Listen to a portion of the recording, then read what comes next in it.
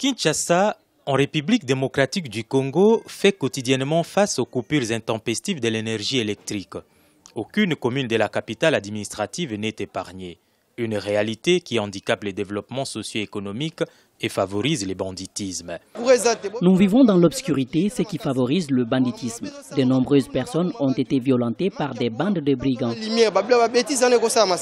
Il faut environ 800 kW pour couvrir les besoins en énergie électrique dans la capitale. Mais en ces jours, seuls 450 kW sont fournis par la Société nationale d'électricité. Nous y travaillons.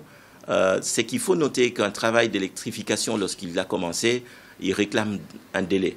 Réhabiliter une machine à Inga, vous savez, ça prend 24 mois. Et ça réclame de l'argent. Vous devez payer une facture de l'ordre de 70 millions de dollars pour réhabiliter une machine à Inga 2. Construire une ligne entre Inga et Kinshasa, c'est 24 mois.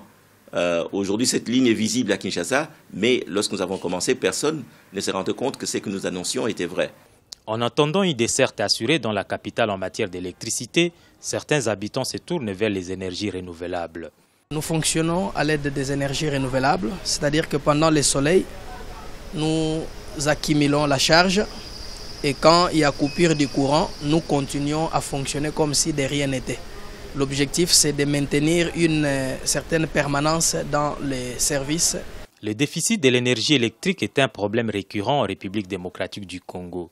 Le barrage d'Inga fait face à des pannes fréquentes et à la vétusté de son équipement. Afin de trouver une solution à cette situation, le gouvernement envisage un partenariat public et privé. Ceci permettra d'améliorer la fourniture en énergie électrique dans l'ensemble du pays.